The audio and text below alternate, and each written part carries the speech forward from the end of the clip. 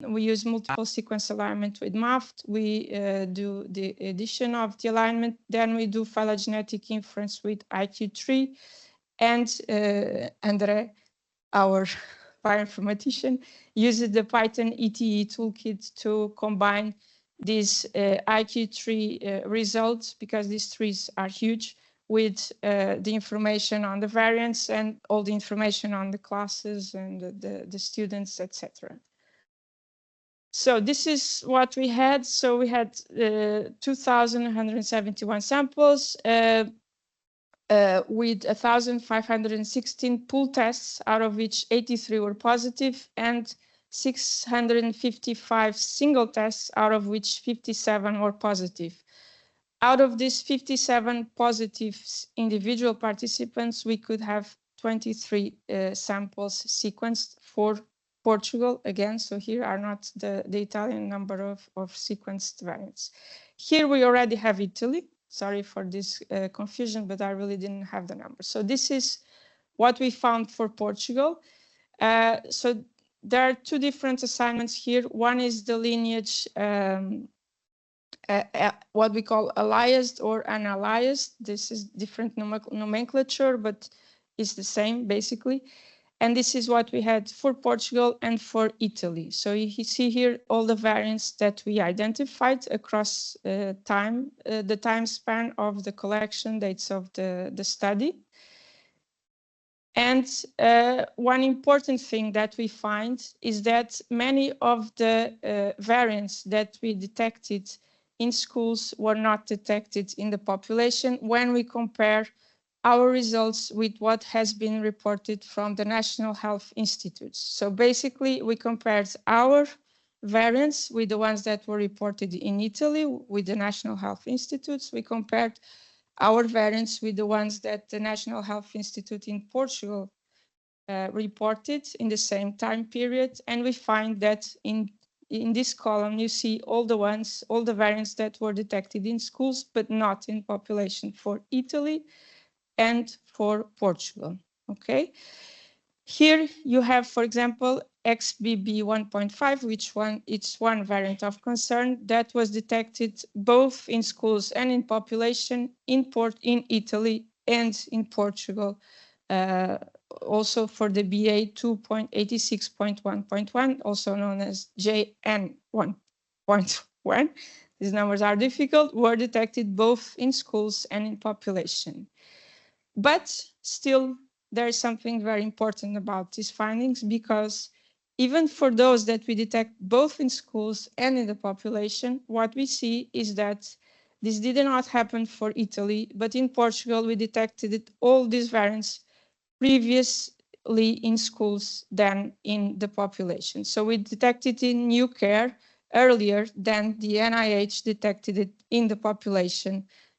Basically, I assume that the NIH mostly reports what was identified in the hospitals from sick people or from labs, okay? In Italy, this was not the case. So we detected it for XBB 1.5, we detected it in EuCARE at 17 April, and it was already reported from 7 of March, okay? But this is a good indication that our approach is a very good surveillance tool to track the evolution of SARS-CoV-2. Oops, this was not supposed to be like this, but sorry, I didn't realize in the presentation. I think this was when it converted to PDF, because it's a tree. Sorry if you don't see it properly. So this is the phylogenetic tree analysis that we did, labeled according to the variants, okay? So this is the clustering of SARS-CoV-2 detected in EuCARE schools, together with a lot of control sequences that were collected from GISAID, and labeled with the metadata that we have. What's happened with the, it's blocked. Okay, sorry, yeah, oops. It's blocked. This slide blocks everything apparently.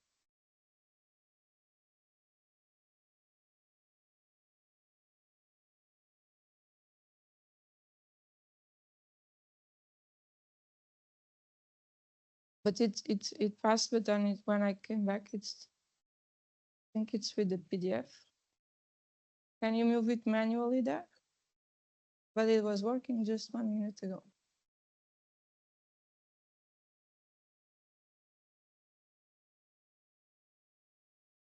Yeah, but it was okay when I put it.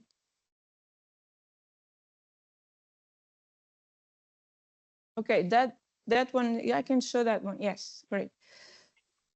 So this is the clustering of SARS-CoV-2 cases detected in EuCARE schools. So you see here the variants, the number of cases in each cluster, the location of these clusters, the number of schools that were involved in that cluster, the school level of the classes that were involved in each cluster, the age of the members of that cluster, the time span of the cluster, and the timing of the cluster across time. So here, for Lecce, there were also pooled samples that were sequenced. This involves a little bit of potential bias here because we are not sure whether there can be mixture of viruses there. But interestingly, the clustering of these pooled samples seem to be quite coherent with the variant that was identified. So here you see, for example, a cluster between a school personnel and students that were involved in the same cluster. So this was a personnel that was assigned to a 7th grade, maybe a teacher and a child for the 4th grade. And these are other examples of one cluster within a school in Estoril from the 10th grade with 15-year-old children, and that was tracked across 1 month. One very important here, these clusters are based on the clustering of the sequences. So it can be a cluster or not. We cannot say for sure that this is a cluster, but these sequences are clustering between each other in our phylogenetic analysis. So it's not the same as an epidemiological cluster where you assign people to a cluster because they were in the same class, for example, okay? So just to conclude, so our method seems to be a rapid, simple, and cheap screening method to track viral evolution in schools which are high contact environments. Our pooled saliva screening method using the LOLI methods revealed to be a valuable early detection method for SARS-CoV-2 infection in schools. And epidemiological surveillance seems to be a reliable method for early detection of SARS-CoV-2 variants, as we detected many times earlier than the NIHs. And this can, of course, facilitate prompt public health responses and apply for future outbreaks of other respiratory viruses, like Rolf was mentioning in his presentation. Thank you for your attention. Thank you, Anna. Any question?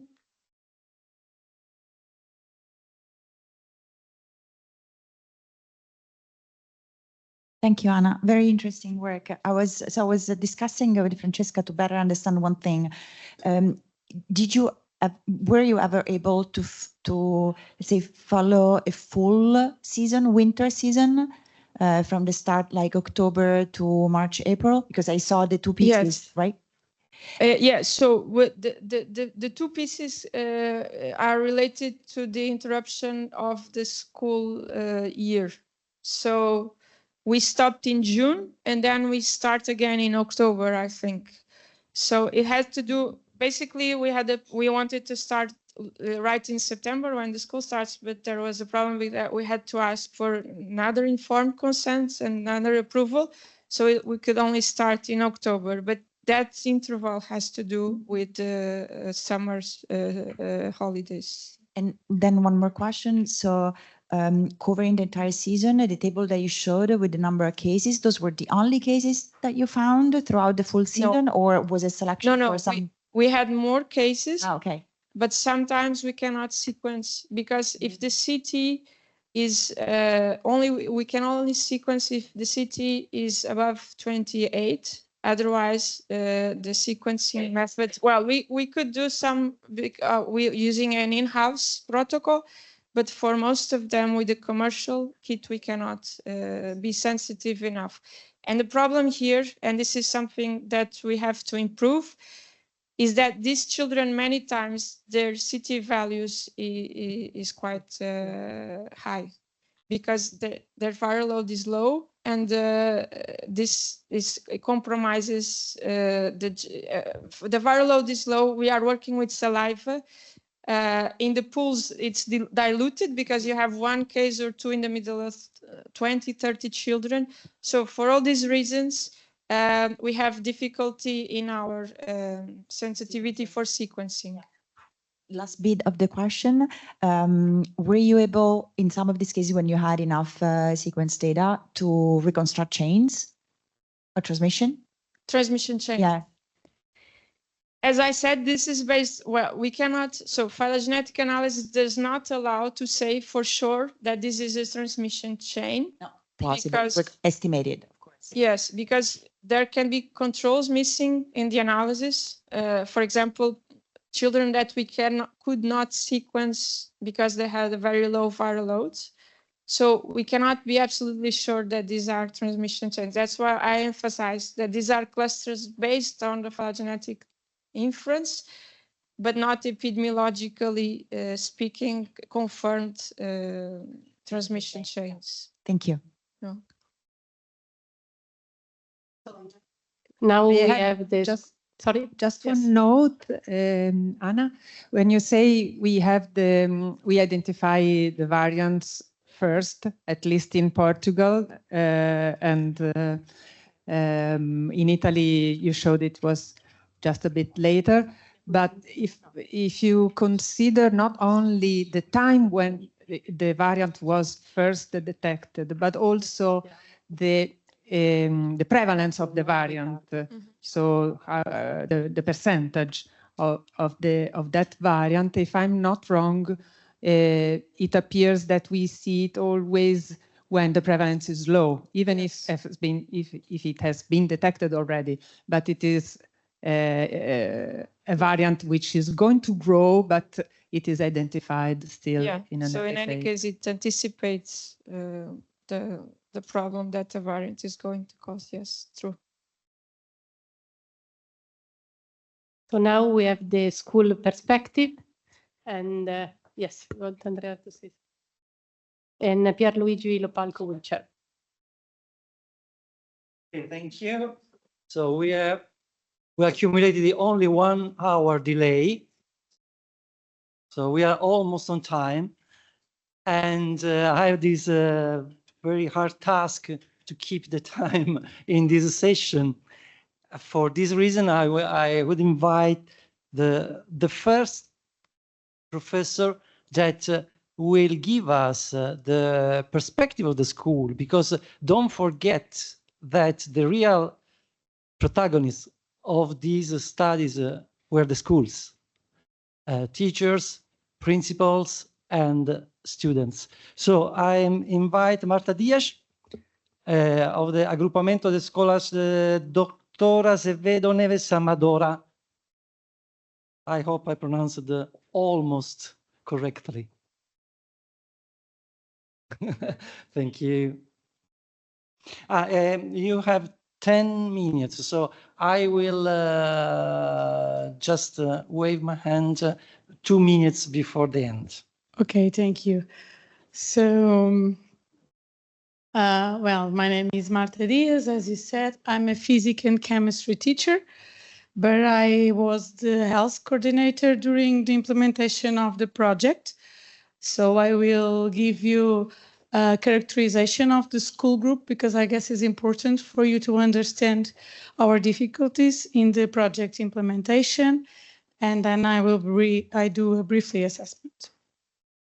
So our school is located in Portugal, in Lisbon metropolitan area. In the right map, the light blue. And we are seated in Amadora.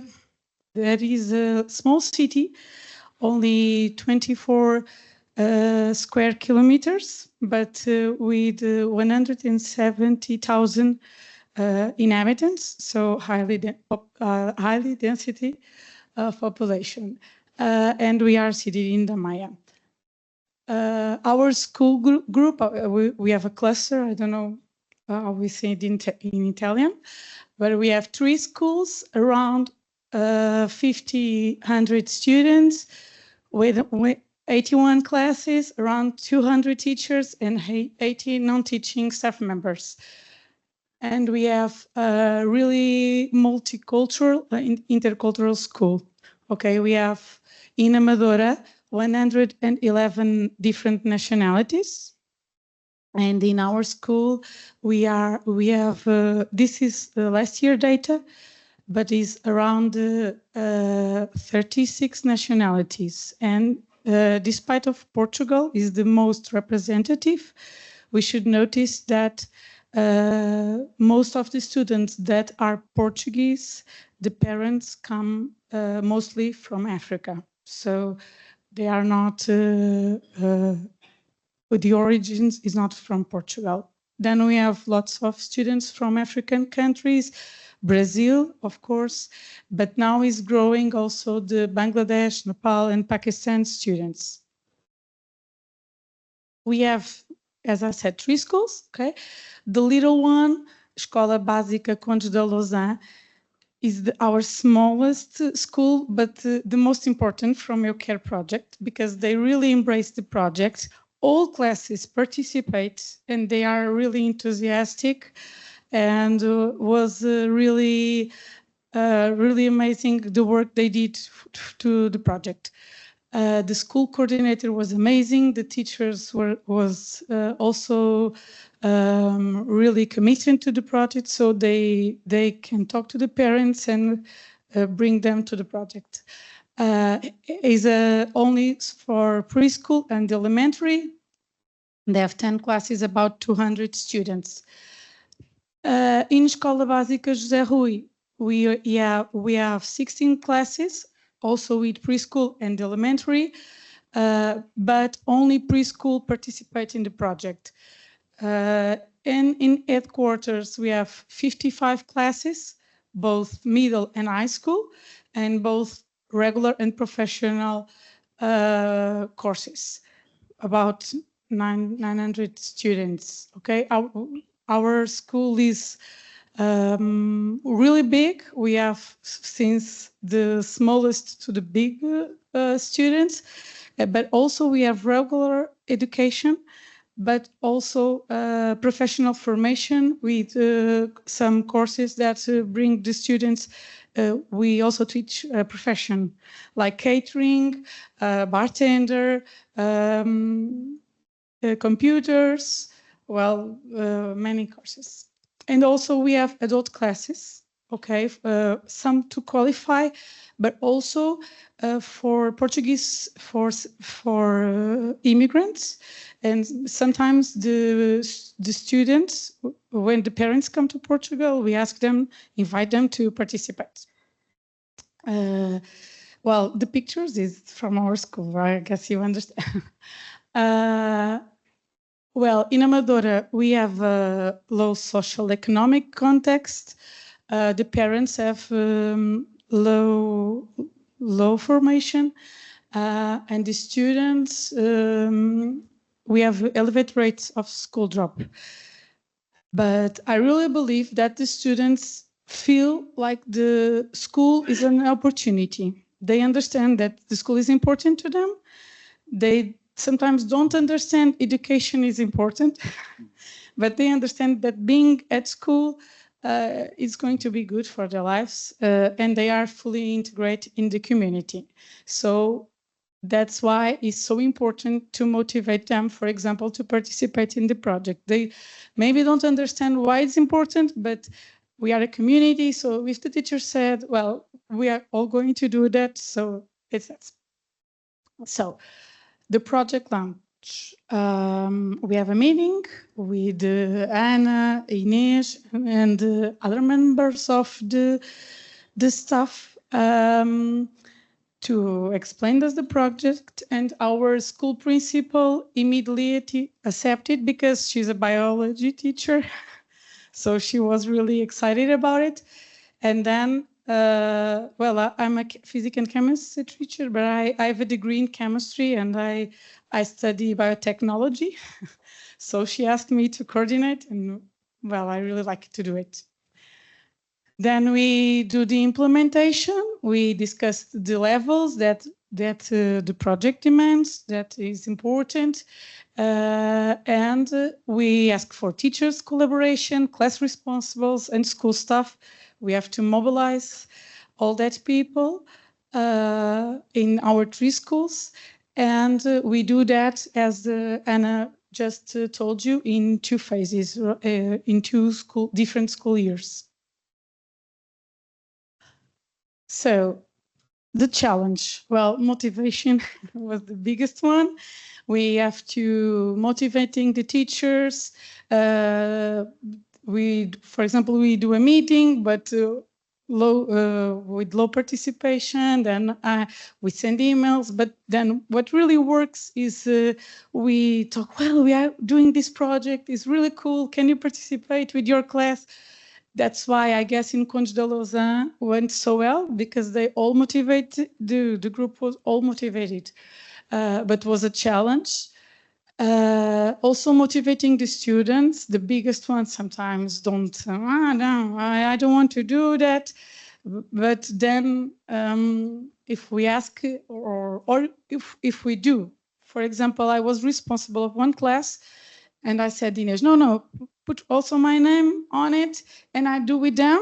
I give them, and I was doing. Then and they see that if the teacher do, we all must do.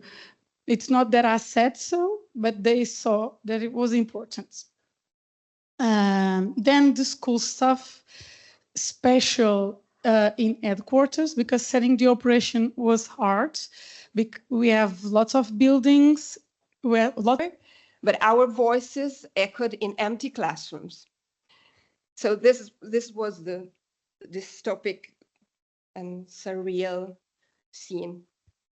At the end of March 2021, the first spontaneous action was to show everyone that our students were stuck behind that screen in those small squares where we could hardly see them, and no longer individuals, but shadows of individuals. As spring blossomed, and we took our computers and moved to the school courtyard having our lessons. We were on the grass outdoors while they were far away, imprisoned in their houses and in the computer itself. A dystopic system, invisible to many, which the Presidium in some way showed to the passers-by, that finally moved freely to work, shops, and cafes. That's why our initiative is called Spring Presidium for a School in School. The Presidium openly claimed that distance learning is not school. Life and knowledge arise from the closeness between people, and that therefore we should have the courage to admit that in Italy for over a year, school had been in a state of interruption. The government faced the emergency, ensuring public education, but in form that undermined the constitutional right to education itself. They had said everything would be fine. And yet, the Presidium didn't stop. Articles and interviews in newspaper, open letters, manifestos, and petitions among many honorable personalities from the world of culture. In fact, many intellectuals in Italy were ready to denounce the paradoxical disparity in treatment reserved for education compared to the economic production world. It seemed that education could be set aside for an undefined period to prevent the country, especially students and teachers, from getting used to the DAD and to highlight its educational damage.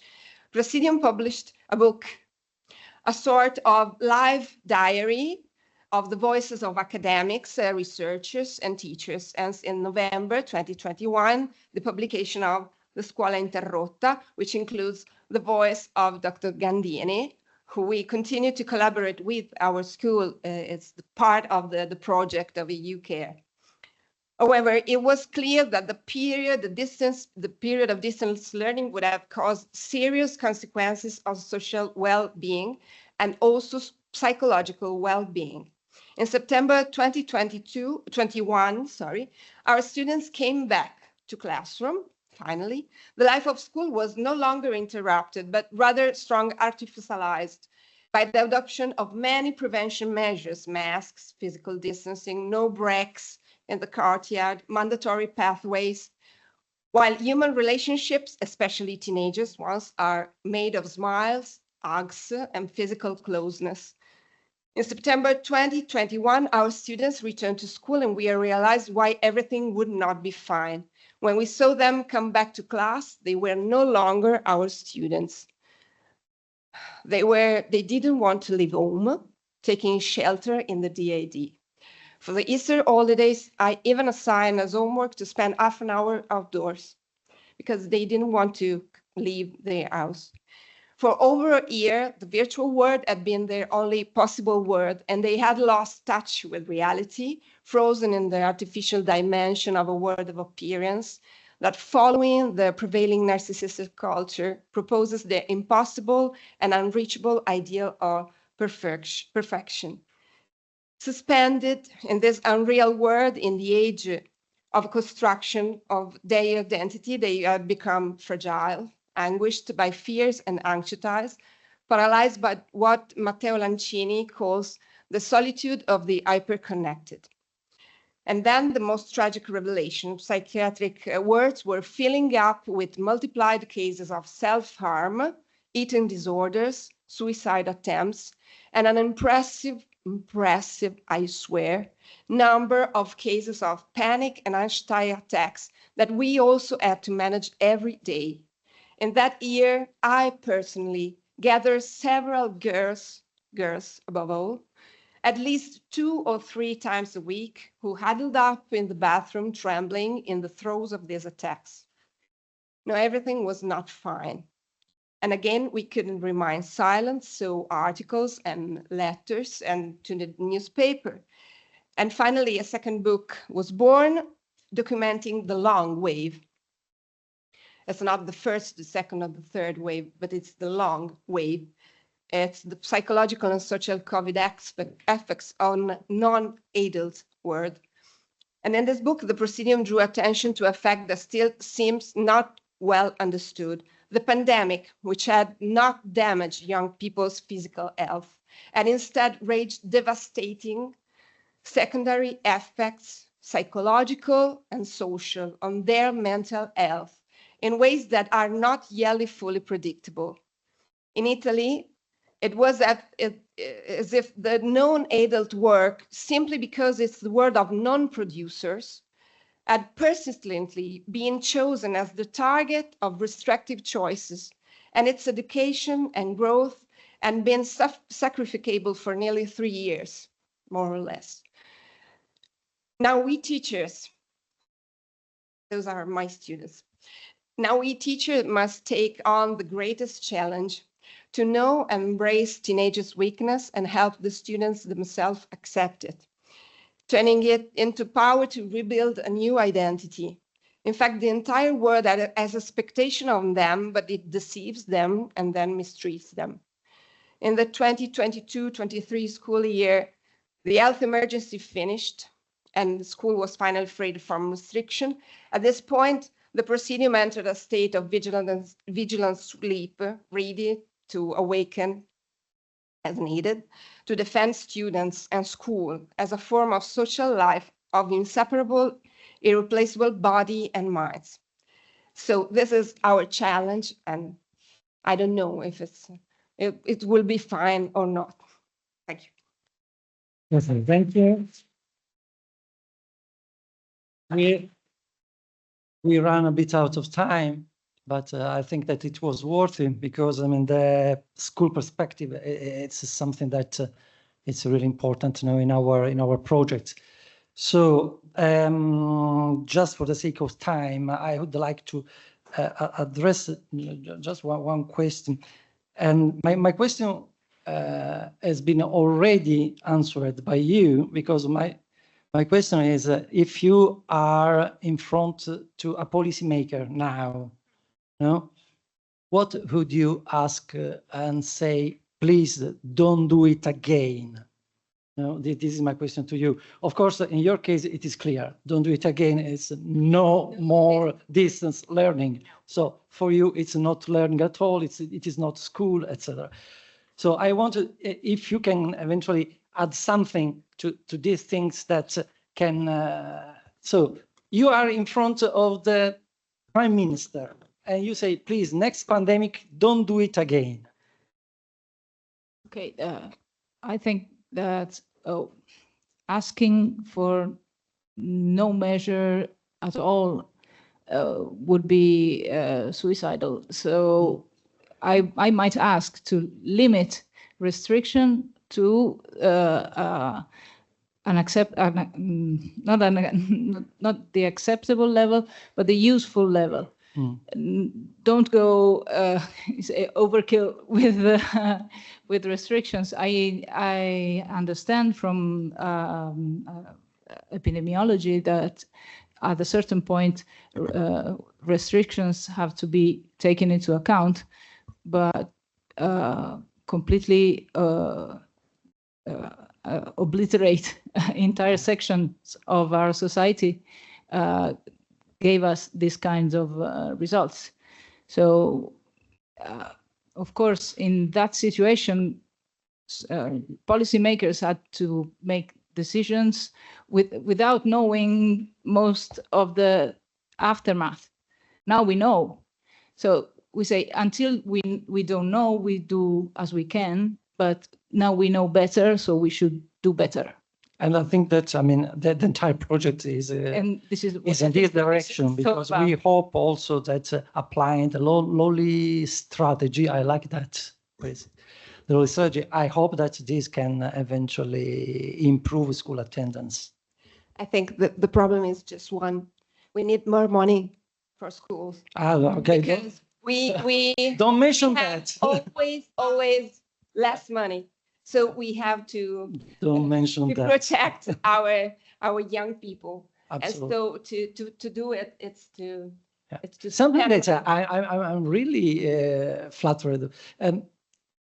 Why in the next generation, the PNRR in Italy, why was not put €1 in school buildings, in air filtration, in yes, but is there anything in air filtration? And because that is the most powerful measure that we learned, according to science, that is effective. An incredible amount of euros to do formation for the AI for our teachers. It's not. Maybe it's not the point. Yes, I agree. Do you have anything to add eventually?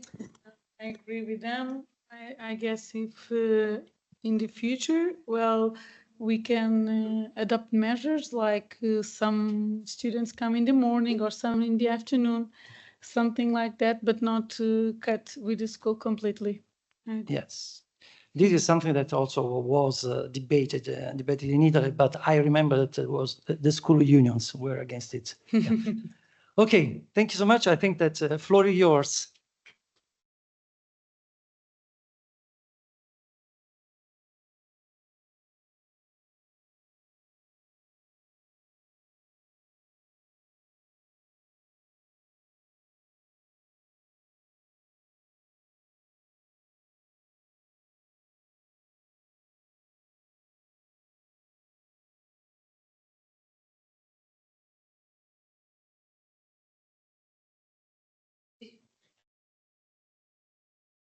We have a coffee break now.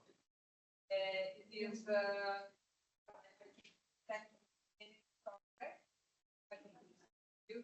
Francesca, could you please use the mic?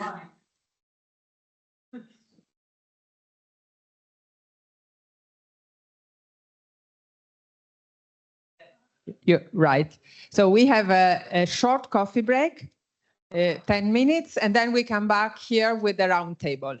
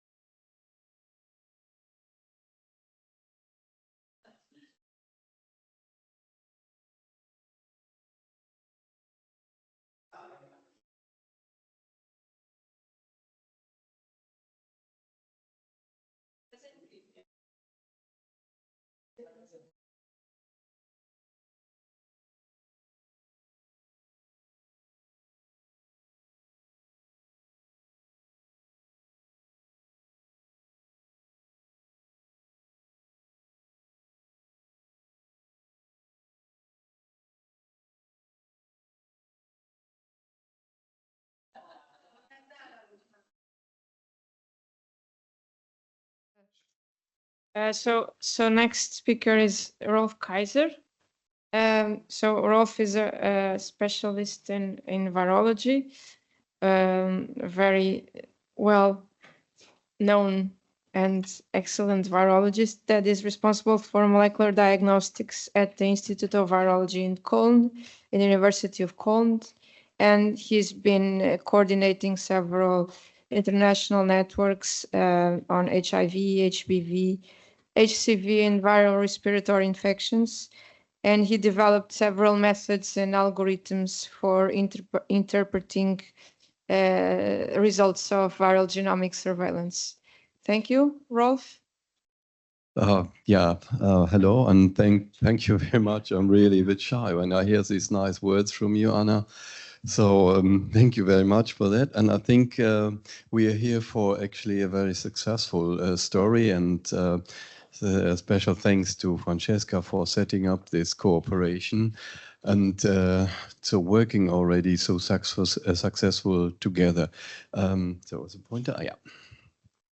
So basically, these are data, what I want to show today, how we developed this method and how we implemented that. And it's largely Gibran, who is with us here today, and he's continuing afterwards, showing how to do it in Mexico. And Felix and Niels, Claudia, and me are working still in the Institute of Virology in Cologne. So this is the situation. Schule entfällt wegen Coronavirus. Then no school today. Okay. And in the beginning of the pandemic in 2020, schools and most daycare facilities were closed. And I should say today we know that we might be over cautious, but in the beginning we were not sure how many people will be killed if we keep the schools and all the facilities open. So it was just a caution to do so. So today we know better how to judge it, and we heard a lot of contributions to it. But in the beginning, it was really a decision. Shall we bring people into a risk by not closing, or shall we close? But as we see, I think we did a bit too much of that. We think we developed tools that could control and help us in this pandemic, and we also already saw numbers from France that testing improves the safety of the institutions. And in Germany, we had 38 weeks out of 72 weeks without schooling. And this is what we heard already a few times today, negative impact on the development. So, and in general, we wanted to test, we wanted to see what the virus is doing. So whether there was a high demand of testing in this early time. And our intention was to find strategies to keep the schools and daycare facilities open. Sorry for this typo there. And we want to have the schools open and safe. So many of these problems that arose in daycare and schools were because the teachers and employees were afraid of being infected, and they really were sick and not going to work. And when we started testing, they feel safer and the atmosphere was much better. And if you want to know details about that, you can ask Karin Fassbender here in the audience. She's a teacher and coordinator in the school in Cologne. So what we needed was easy sampling, high sensitivity, high throughput. I mean, doing a throat swab twice a week in a 3-year-old child is not really feasible. Everyone who has children knows this is not going to work. So, and we wanted to have this ongoing schooling and daycare, and we wanted to protection. So we created discussed the Lolly method. The simple idea was if the virus replicates in your respiratory tract, you will sometime have it in your mouth, and then you can pick it up with a swab. So the SOP, as we call it, standard operation procedure protocol, scientific protocol, was as easy as you can imagine. We tested it even with a 2-year-old child, and just simply asked the child, can you do it like a lolly? And it took the swab, put it in the mouth, and the mother was shocked because she said this child has never ever had a lolly in his life, and we keep away the sweets from the child, but it was immediately able to do this procedure. And in the kindergartens, in the daycare facilities, it was easy just to collect, to count to 30 and then put the lolly, the swab, into a beaker. And the procedure means the self-sampling, collect 20 samples in this falcon tubes, as we call them. And if the whole, if this falcon is positive, then we, sorry.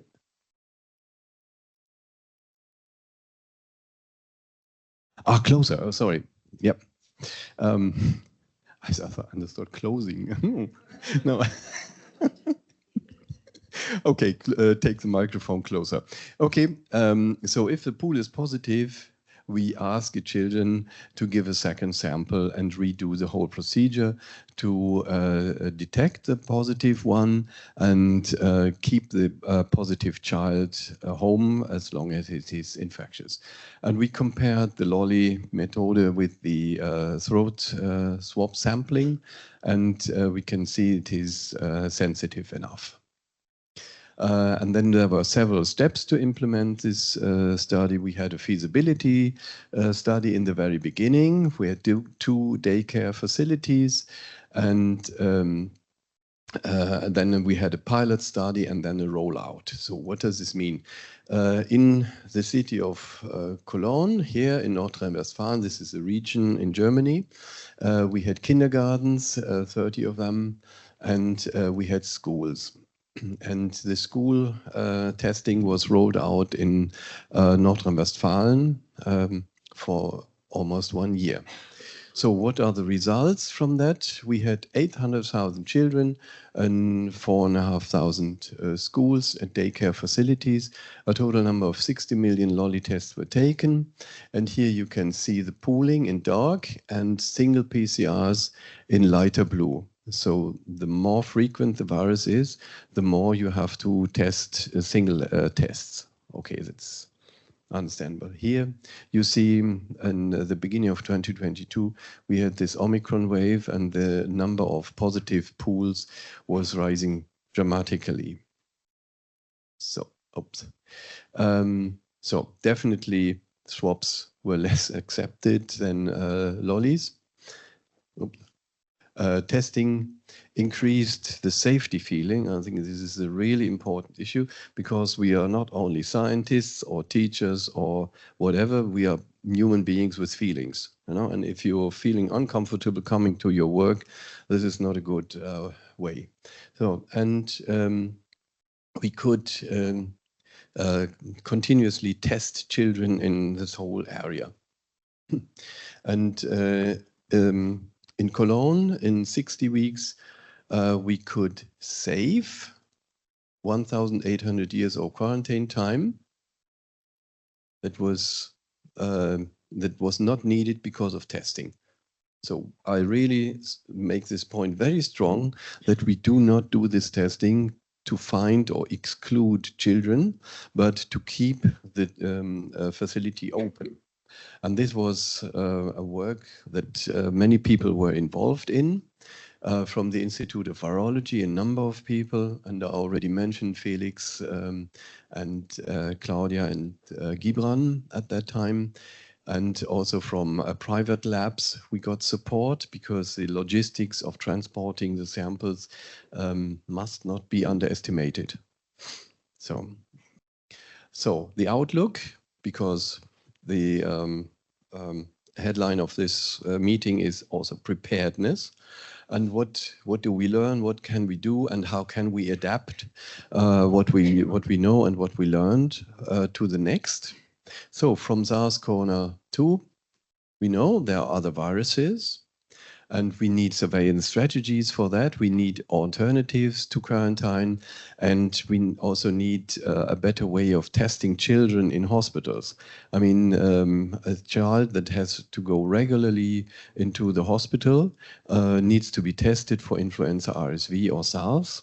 So if it knows if the child knows I'm going to get another throat swab, I'm not delighted to go to the hospital. It's for clear. So the lolly method. Here I wanted to say that is what happened in the past. Since 2000, we discovered a number of new viruses. As you can see here, the first coronavirus did not really enter the human mankind population. It was more or less restricted to a few people, but Corona 2 entered the population. It made a pandemic, we know that. Actually, currently we do not know what happens to H5N1. This is the bird's flu. It is really worldwide distributed in birds. We have seen it now in cow milk in the US. We have seen a few cases. We do not know if it is able to jump and make a next pandemic, but we are prepared for that. We know how to diagnose this. We have the instruments. Other viruses like WUF and KIF. Anyone heard of that? We discovered that viruses, but they do not really have a large distribution. So this is not really a threat. But if you have a look on the dashboard from the data collected from 55 labs in Germany, Switzerland, and Austria, one can see we don't want to hear about coronavirus, but it is the most frequent respiratory pathogen detected even at the moment. Usually we are around here. This is a rhinovirus. This should be the most frequently detected pathogen currently, at least in Germany and Switzerland, Austria. So here this would be normal. Everything above that is not normal. That's above normal. And Corona, the top scorer, but have a look, Mycoplasma. So we have seen a few cases of Mycoplasma pneumonia, so these bacterial infections before Corona, and now these Mycoplasma and pneumococci and Bordetella, another threat that is can be prevented by vaccination, is back and infecting a lot of people. So this is what we learn and what we can apply to the diagnostics in the routine.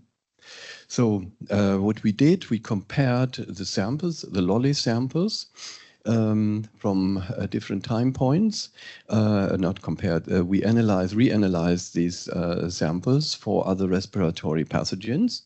And what we can see here is the number of different pathogens. And green means we detected these pathogens also in the lolly swab samples that we collected. At that time, I must remind us that the general frequency of all pathogens was very low.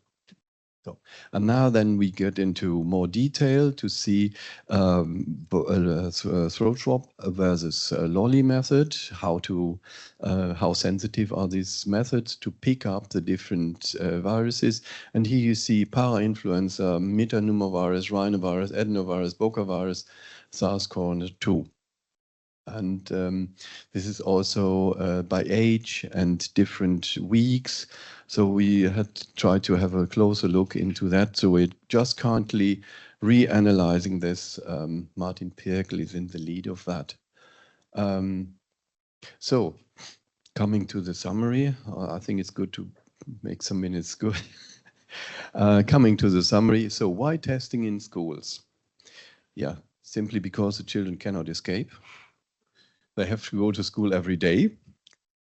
And this is, so being serious, they come to school every day, and those who are healthy, they might already be infected and produce virus and distribute virus. So there's a very early detection, and it can be discovered more frequently.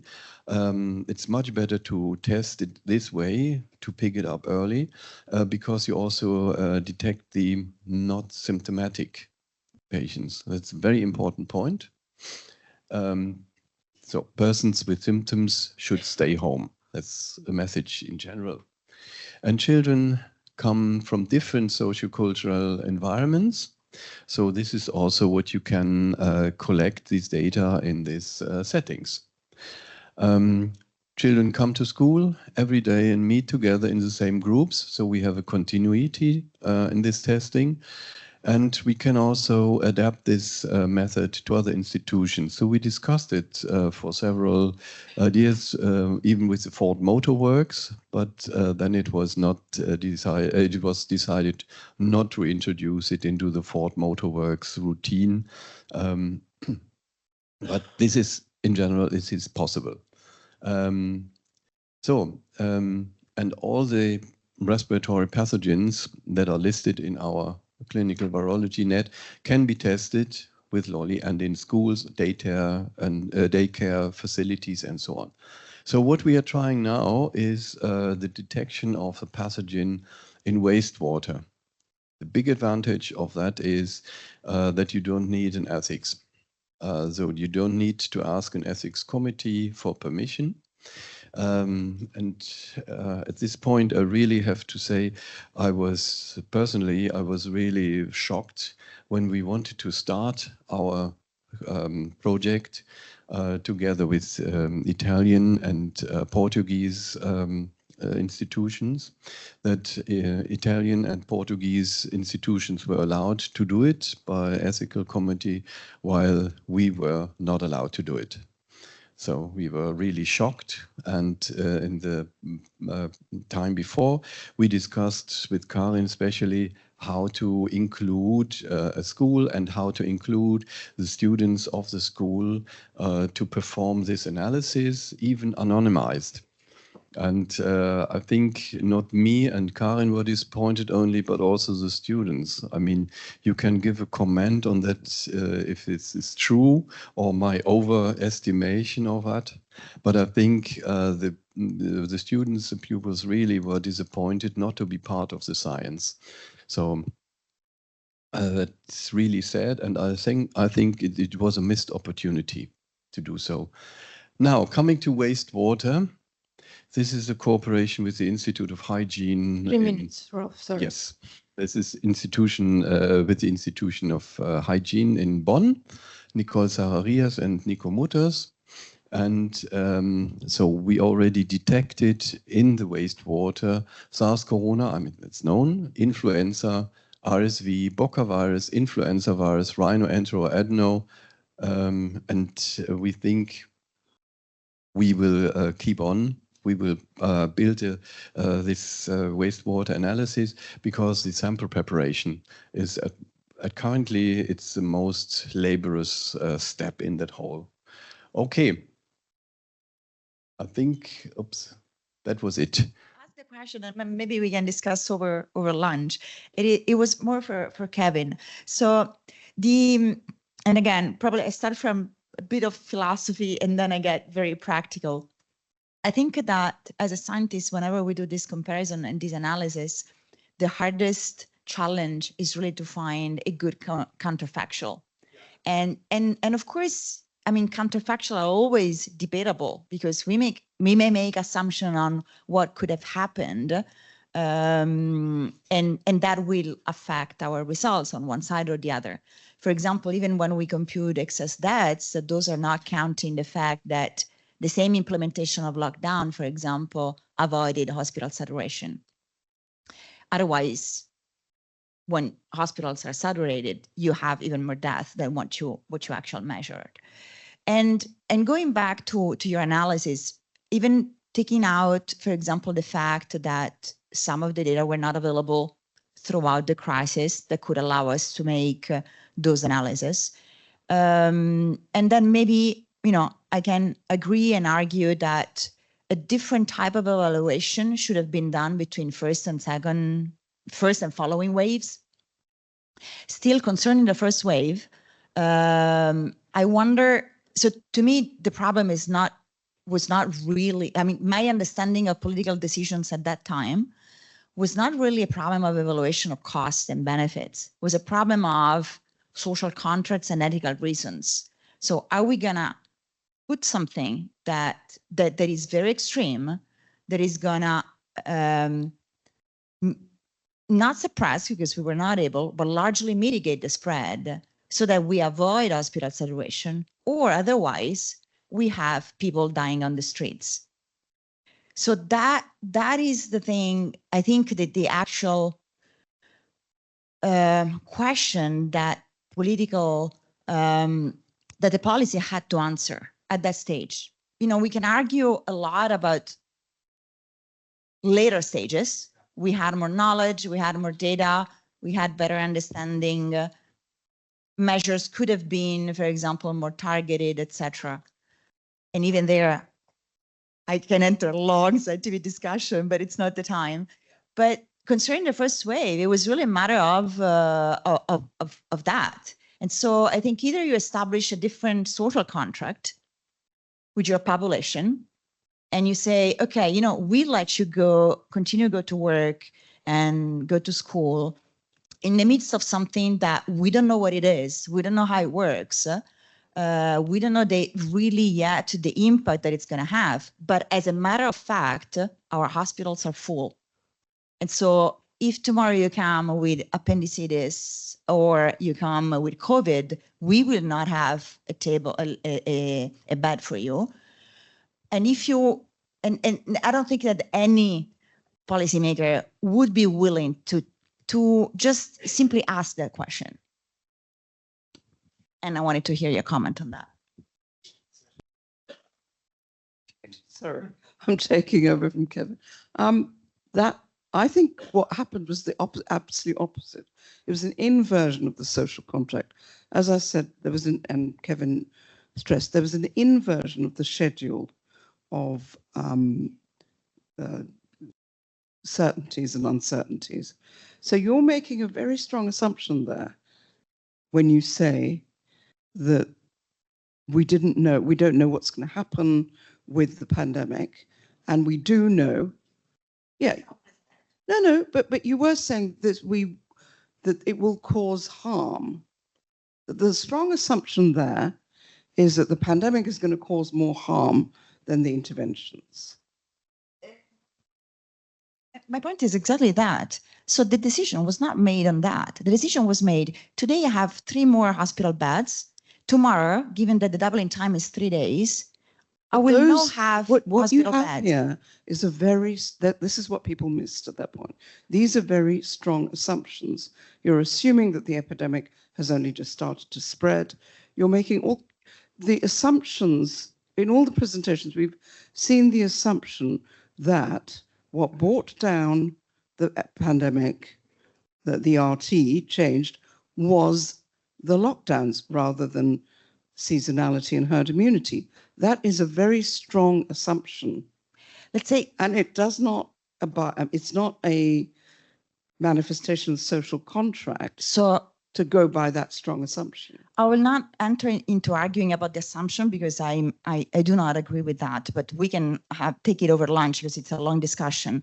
Do you agree that it's an assumption? No. But the point is that it's a matter of fact that if you look at the data, by the time the political, and again, maybe the French context is different from what you experience in the UK, but by the time the decision was taken, the curve continued exactly as it was expected to go. No, it didn't. Oh, yes, it did. What do you mean? So that the number of hospital admissions increased, yes, as it was exactly. That was consistent with any other model of any other. But I'm not making a point on models. I'm making a point that if I have 3 hospital beds as a hospital administrator, I need to decide what to do tomorrow.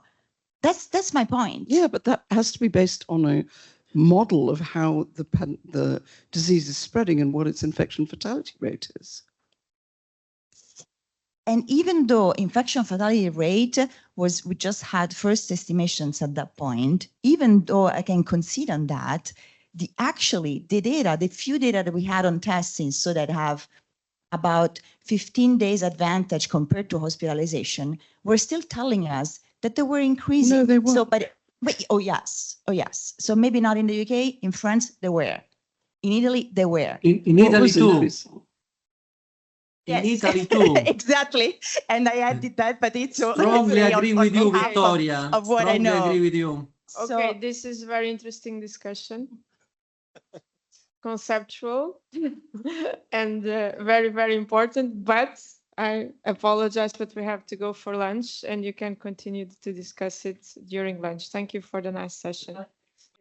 So Sarah is a tenure group leader at the Department of Experimental Oncology in IEO and an adjunct professor in medical statistics at University of Milan.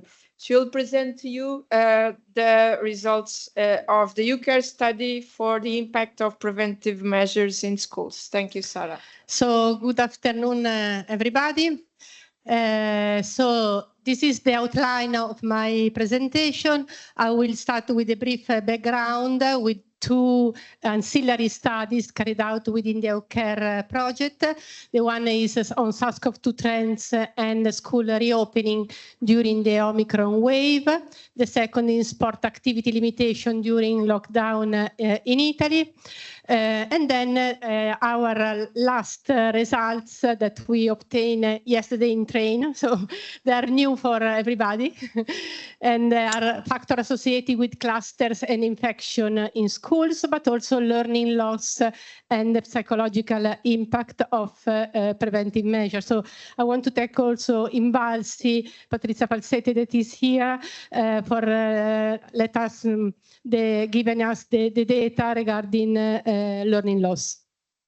So let's start with the SARS-CoV-2 trends and school reopening during the Omicron wave. So what we have done is to carry out a quasi-experimental study because we apply statistical methods in order to quantify a causal association between the school reopening and case reproduction number, that is a kind of estimates of infectivity. And we carried out a comparative analysis in Italy, Germany, and Portugal by age. So here are the trends, and you see in green squares the period where the different countries open the schools. And we did the analysis in different age groups. Here you can see 60 to 19, and so the teenagers and kids and the adults. So between July 22 and October 2022. Here is the causal association analysis. We apply staggered difference in difference analysis. These are the results for Italy, and we assess the so-called average effect of school opening by length of exposure. And as you can see, we didn't find any association of school opening with the change in the case reproduction numbers. In Germany, actually, we found an inverse. So we found even a decrease in case reproduction number with the school opening in both age groups. In Portugal, we apply different methods. It's called the interrupted time series analysis to verify a difference between the counterfactual scenario of no change with what we measure in Portugal at the date of school reopening, that it was only one date. And again, we found similar results found in Germany. So a decrease in the case reproduction numbers. So no evidence that there was an increase in infectivity after the school opening in the three countries. So what about sport activity limitation during lockdown? We carried out a survey during lockdown in Italy. We retrieved data from more than 1,300 children and adolescents and 4,400 young adults. So the study question was if the closure limitation of sport activity was useful to reduce SARS-CoV-2 infection in children, young athletes and their families, and which were the most NPIs or non-pharmaceutical intervention useful in to reduce the infection, and also if the sport activity limitation had an impact on psychological health. Here are the multivariable model. So I forgot to mention that also the previous analysis, the causal association analysis were model adjusted also for mobility, for all the possible confounders that we were able to retrieve. So mobility, the stagionality, density of a population, and so on.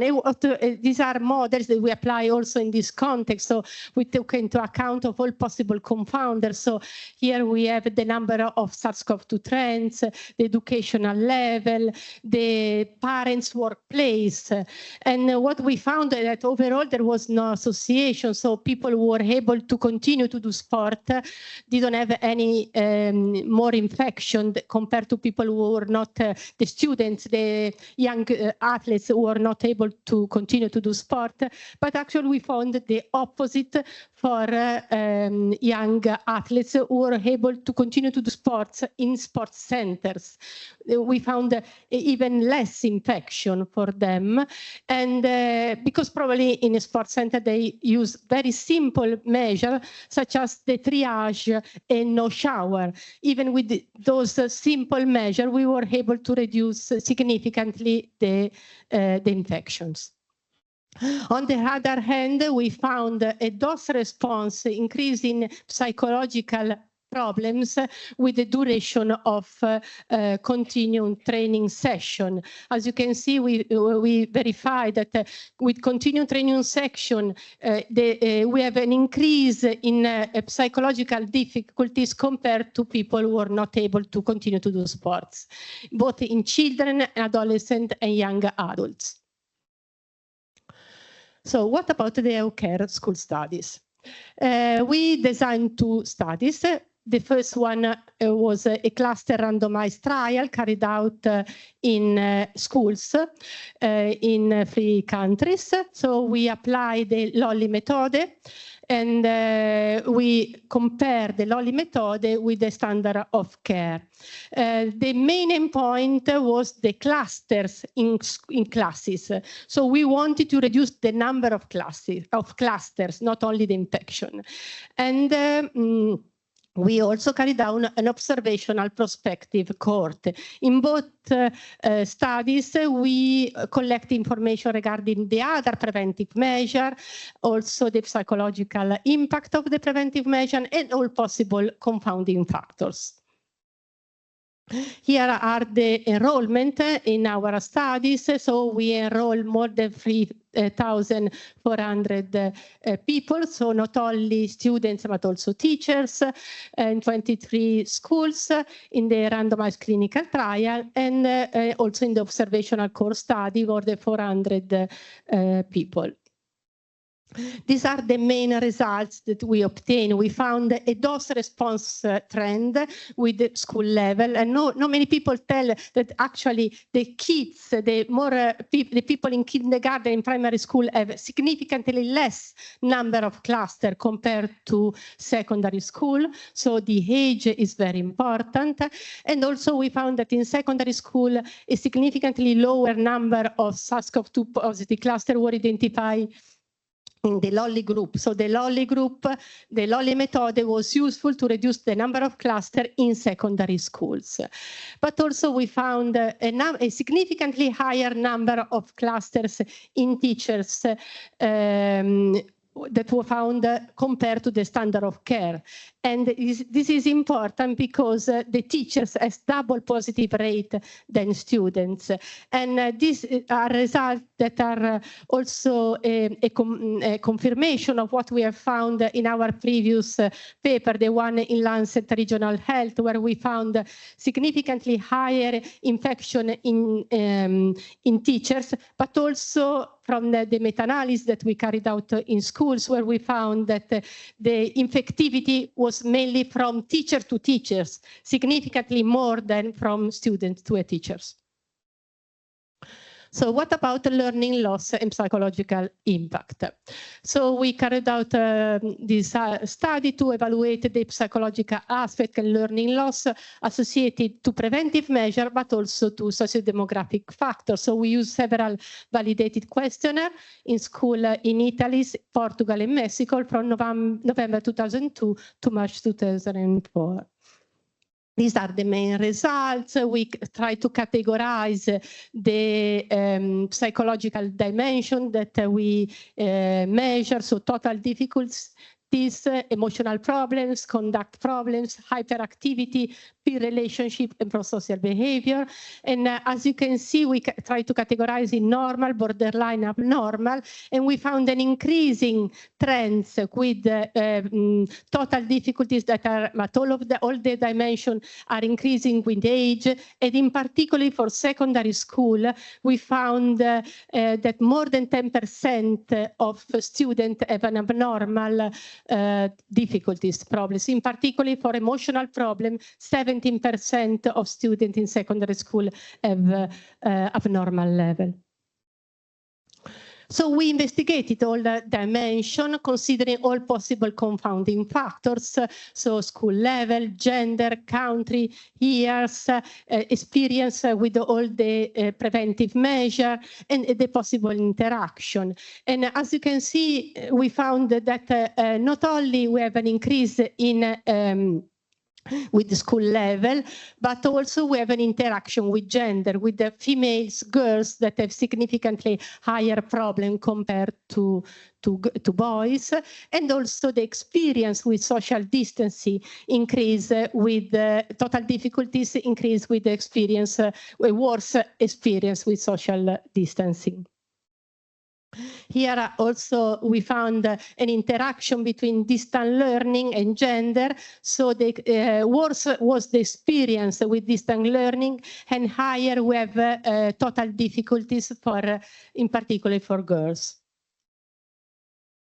Emotional problem, again, an interaction between school level and gender, and we found a significantly higher emotional problem, in particular for girls in high school, but also in middle school, and also an association with pandemic period, so significantly lower problem, emotional problem after the pandemic period.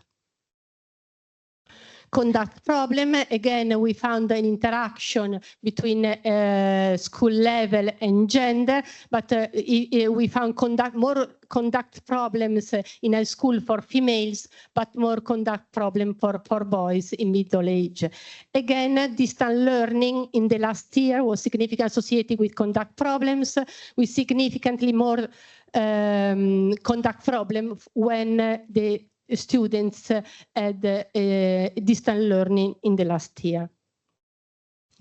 Peer relationship problem, again, an association, significant association with distant learning in the last 3 months, with significantly more peer relationship problem for people who had distant learning in the last 3 months. Prosocial behavior, we found again an interaction with gender, so we have a better prosocial behavior for female in high school, but also is interesting, we found an association with Lolli method. So the boys have a better prosocial behavior when they use the Lolli method. We also assess different emotional areas, so anxiety, sadness, anger, and sense of security. And we found in particular high anxiety, sadness, anger in students in primary school and secondary school associated with distant learning and distant social distancing. But also we found that the Lolli method was associated with a sense of security and protection. Here are the results of learning loss. as it was expected, we found a significant increase learning loss within the pandemic period, and after the pandemic period, we have fortunately less learning loss. But obviously, we found an association with the origin, so higher learning loss associated with foreign people. Again, we found an association with the socioeconomic level, so higher learning loss for students with the lower socioeconomic level. But also we found an association with the mother's educational level in particular. So the students that have a mother's with the high school diploma, they don't have any decrease in learning loss. Whereas if the mother if the mother has a college degree, no change. But if the mother had a high school, less than a high school diploma, we have a higher learning loss, so lower score. Here are the network analysis where we try to keep all the dimensions together. So the red dot are the socioeconomic level of the students and of the school. And as you can see, they are associated with all the psychological dimensions. So lower is the socioeconomic level, higher are the peer relationship problem, emotional problem, but also we found a correlation between mathematics and distant learning. So the people who have a higher score in mathematics have more problem with distant learning. And also we found that obviously Italian score were associated with peer relationship with the dimension, psychological dimension. So in conclusion, no evidence that the school closure is helpful in reducing infection in the general population. Lolly method seems useful to reduce clusters, in particular for teachers where we have the highest infection. We found a significant impact of pandemic-related measure on student psychological symptoms, and some preventive measure, in particular distant learning, had a considerable psychological impact on students. So I would like to thank in particular Federica Bellerba, Elisa Tomezzoli, and Giulia Doie of the EO team for this analysis, and all the groups of partners for all the data and the analysis. Thank you very much. Hi, I was interested in your foreign and native, but you didn't show any data for the natives. So, why was that? Actually, no. I didn't show the pictures, but we found a significant effect of native language, native speakers in all the models. Yes, worse effect. Yes, was more difficulties at all the dimension, the psychological dimension. Yep. I have a question. You found an association between the mother's level and distance loss, also, and learning loss. What about fathers? Or it was not asked, or it's not significant? Yeah. Okay. Interesting. No, we investigated, but it was not significant. Yes. So now we have Gibrian Rubio Quintanares, sorry. Implementation of EuCARE school study in Mexico. So Gibran is a virologist at the Paul Ehrlich Institute and will present the results of the study carried out in Mexico. Thank you. Hi, everyone. Thank you for the introduction, Sarah. So I'm going to talk about the implementation of the study in Mexico during the EuCARE phase, but I also will start with how we developed in Germany and how was transferred to Mexico even before EuCARE, and then how we integrate to EuCARE. So I want to start saying that even if the session today is called The Science of Pandemics, I can tell you the conclusion of this: science is not enough. So in Mexico, the first thing that we made was to change the name. In Germany was the Lolly Methode. In Mexico, we changed for the Lolly strategy just by the meaning of the words. It's not the same in Spanish to say method or método as saying strategy, because it was not only for testing, it was also what to do with the results of the test. So when we started in Germany, and all these graphics have already shown by Rolf, but I want to focus on this one. It was the difference if we take the sample during the day or in the morning. And as you can see, in the morning was with a higher sensitivity. That we found it thanks to Mexico, because we started to make a pilot phase in a hospital in Mexico, and they were taking the samples in the emergency room from people that comes all the day long with any condition. And that's how we found, okay, it's better to take it in the morning, and also with a distance to breakfast, that we make an additional experiments to determine that. And we also test different type of swabs. And the pool testing, when I decided to establish that in Mexico, I noticed that in Germany, the schools have a classroom of 20 people, but in Mexico, we have 40 up to 70 people in one classroom. So I need to test if also we don't have any dilution if we increase the number of swabs. So here you can see different symbols. At this point, I don't remember which one was what, but I think the circle was 20, the star was 50, and the squares was 100. Even with 100 people in one pool, we don't have a significant reduction, or well, here state a significant reduction, but not a significant reduction in the detection. In the viral load, yes, but not in the detection of the positive pool. So this is Mexico for the ones that don't know. And originally, and Rolf was with me in those meetings, we tried to speak with the federal government, with the Ministry of Health. By chance, I was part of a consortium made by the External Affairs Ministry in Mexico that was called Mexican Scientists Against COVID. And because of that, I was in contact with the National Ministry of Health. We had an appointment there, and here is where politics starts to get in. The first question they asked me is, how much is going to cost to us? I said, nothing. We have developed already. I just want to transfer to you. Use it. Because the school in Mexico, and this is something that it's very important to state, was closed for more than 1 year. So for more than 1 year, the children cannot go to the school. And due to the difference on socioeconomical between the rich people in Mexico and the poor people, not everyone can go to the online school. Even houses that had internet and computers, normally these houses has one computer per house, and the dad or the mom has also to work. So it was impossible to make it compatible. So after we talked with the federal government, they asked how much will cost the test, not the transfer, they understand that, and how easy or difficult will be to implement it.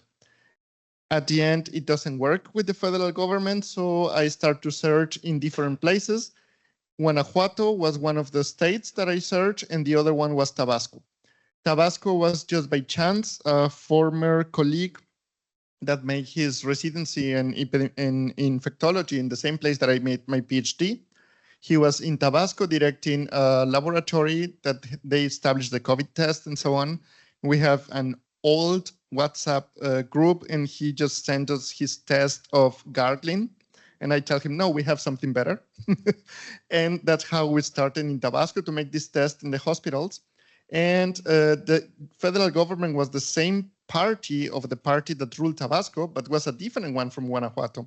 And Guanajuato always tries to counteract with the federal government. So when the federal government doesn't work, I try to go for Guanajuato and try to sell the lolly, as Rolf established before, not only for the schools, but also the idea was stop the general closure, because in Mexico it was very difficult to maintain, and let's allow the people to go to work, making the lolly, and the ones that are negative can continue go working without closing all the factories and so on. But also here at the beginning doesn't work. And by chance, my former colleague that was in Tabasco, the governor of Tabasco was his patient. So it was kind of easy to convince him. Now, at the beginning in May, we made some pilot phase, even with the schools were closed. Some schools were allowed to open with just maximum of 5 students per classroom. And this was the pilot phase that we made during May, because the government has the idea to reopen the school when the school cycle started, was in August. So this is the laboratory that I found there. just 2 hoods and mostly empty. I convinced the government to buy an automatic nucleic acid extraction system, and that's how we start, with just 1 PCR and so on. And as I said, politics play a big role, either positive or negative. At that time it was positive because it was the patient of my friend, so it was easy to get through and to have support and money and so on.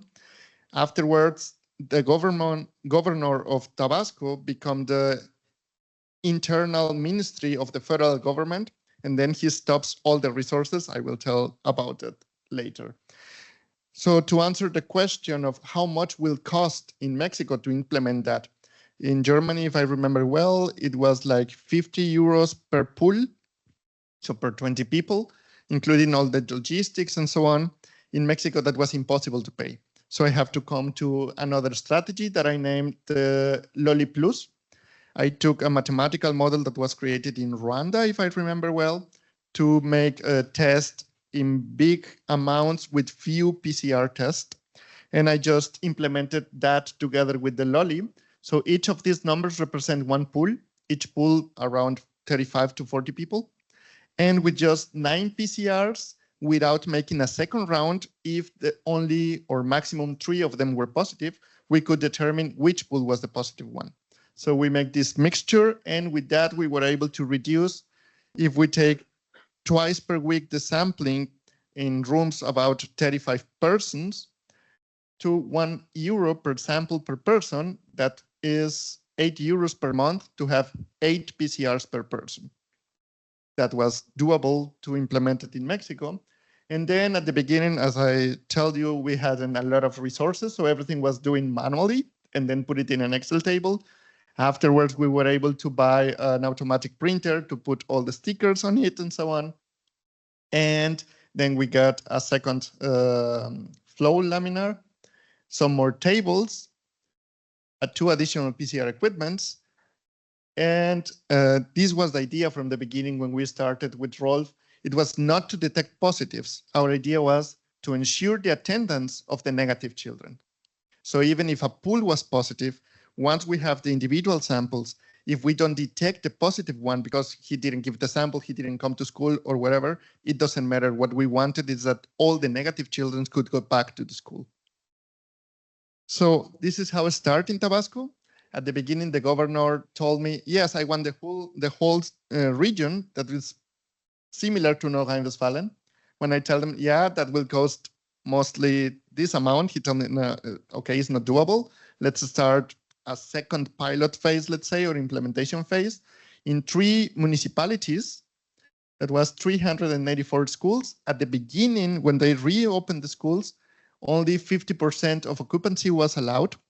So they divided the kids in bubbles. Some of them goes Monday and Wednesday, and the others goes Tuesday and Thursday. So that's why we had in an average 3,000 students in these 394 schools, in these three municipalities. And the logistics were here, what you see these dots, used to be are the health centers. So all the schools took the samples every day and take it to the center, and then one transport goes to each center to bring it to us. The laboratory was here in the capital of the state, in Villahermosa. So all the pools arrived our laboratory around 7 to 8 p.m. So we have to work with them all the night long because we have to deliver the results before 5 a.m. So we were working like that for around 1 month. So this is the things when they come, the swabs and everything. We prepare 1 box per school to distribute all the enzymes that was needed to take the lollies and so on. We train the teachers by a Zoom meeting with the different levels, kindergarten, elementary school, secondary, and high schools. These are, again, the second delivery because we made deliveries with the enough tubes and swabs for 15 days, and then we continue. All the people that you see working there, it was like 2 a.m. in the morning. And this was another thing. I told my colleague, hey, I cannot set up this in 3 days. Please tell me in advance. At the end, the governor said, yes, I wanted to do it 1 week in advance. So I flew to Mexico, and in 1 week, We put everything together. They give me 10 new people to work there.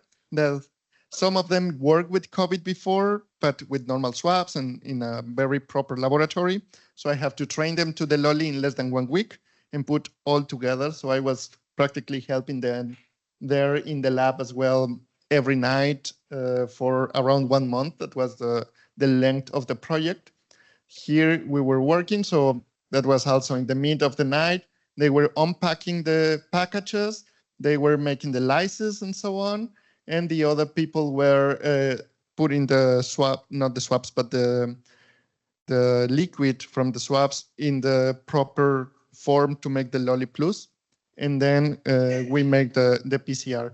This is how it comes from the school in these bags with the tubes and so on. And here was the name of the school, the code, group, and so on. And these were our final results.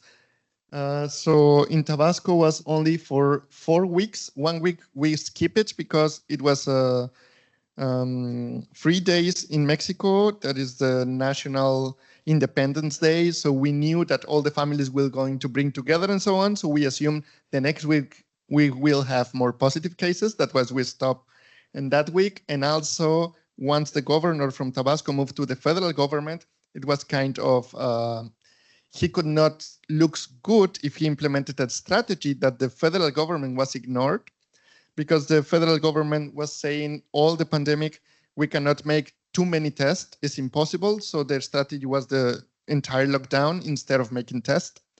And that was the other thing why the federal government told me, yeah, it's not really possible, because one was the cost, but the cost at the end, when I reduced the cost with the Lolly Plus, they said, okay, it's doable. But then what should we tell to the population if our politic was not to make too many tests? And now you're telling me we need to make tests. So when the governor moved to the federal government, all the support was stopped. I have to apply another strategies in the lab to make the reagents to last longer. That's why we only test 3 weeks, but during these 3 weeks, you can see the reduction. So the first week we test 225 schools. It was around 1,100 classes. And it was the same number of pools, of course, with 154 positives. And the positives was to be tested individually. So we made in total the first week 1,000, almost 900 individual tests. So we test for the first week around 13,000 people with a 40% of positive pools and 1.2% of individual positives. But as the Lolly works, the second week, it was less schools because at that time, so the Lolly has evolved together with the pandemic. At the beginning, when we found a positive case, the idea was everyone goes to home in that classroom for 5 days. Afterwards, we modified that only the infected children goes to home and the others stays. So the second week, that's why we have less schools, but also our positivity rate goes down almost to 6%. That's because we stopped the cases before the transmission. And that was the positive thing of the Lolly. If you apply the antigen test, it's too late because you are already infectious. But here we were able to detect further than the people can transfer the infection.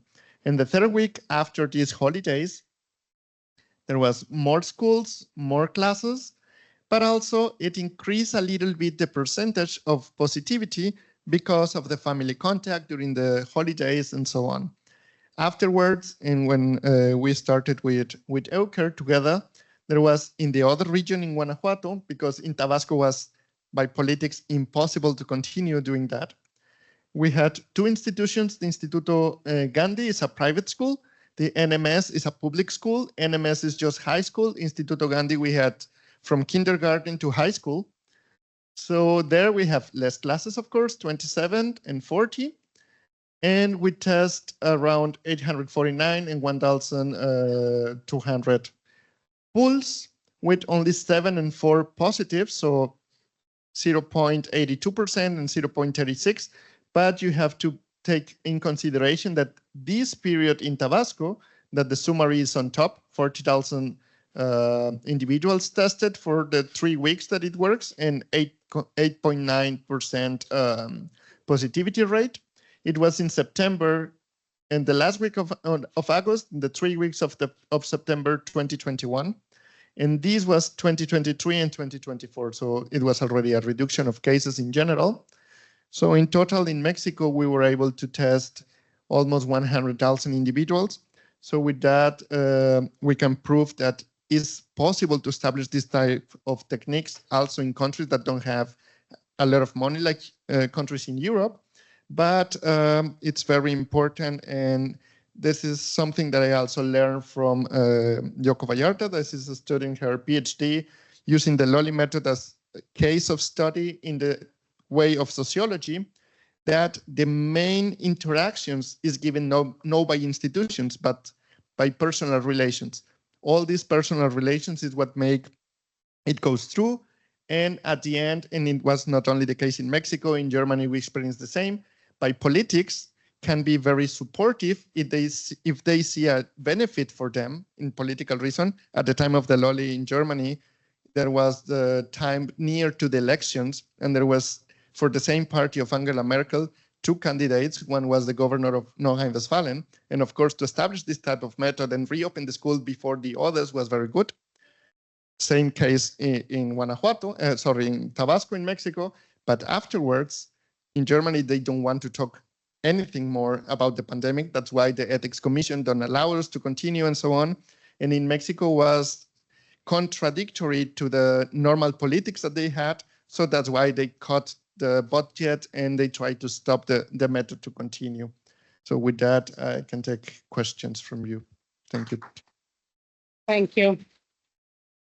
I really see very nicely your numbers when you have the schools open and the children go to school.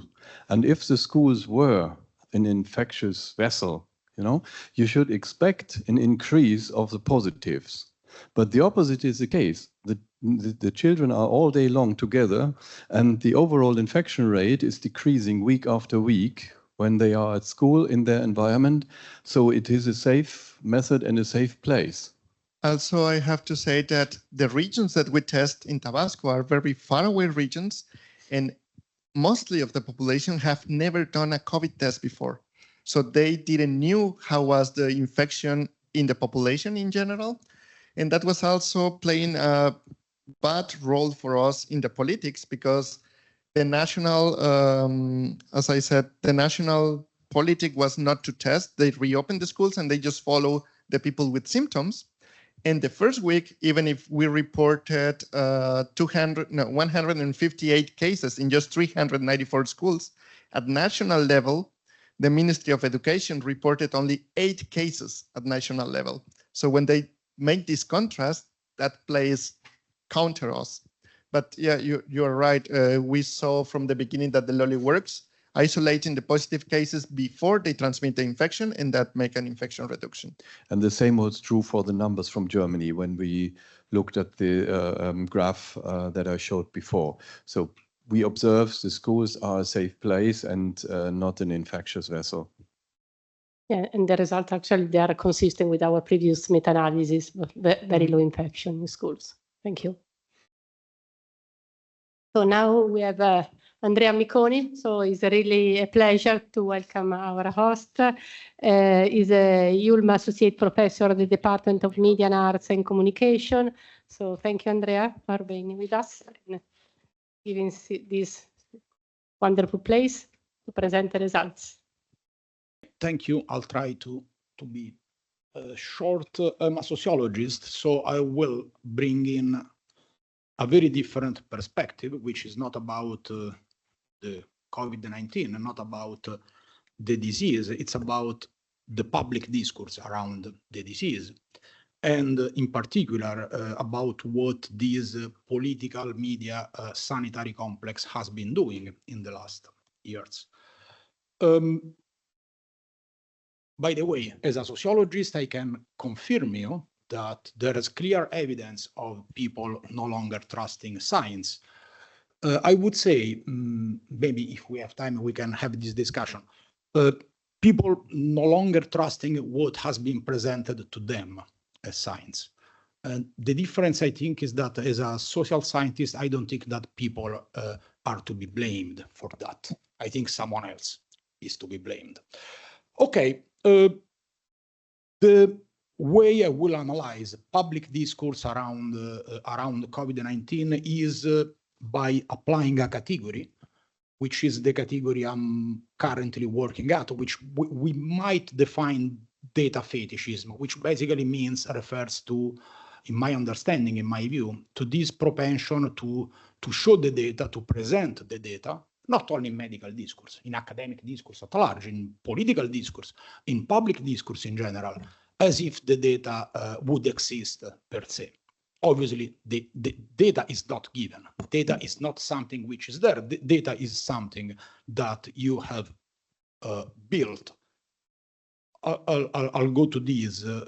If we use fetishism as a category, this means that we are basically talking about two things, which is split, separation, and displacement. And obviously, it all started with Marx, 1867, the first book of Capital, the point that the relation between men assumes the form of a relation between things, which means fetishism is the process by which you end up only looking at the final output of the process, with no attention placed on the social process by which that very output has been created. Obviously, in Marx, this is a very materialist thing, which means you see the commodity, you don't see the human labor behind the community, behind the commodity, which is put to work in force of very specific relations of production. But the same can be told about the data. We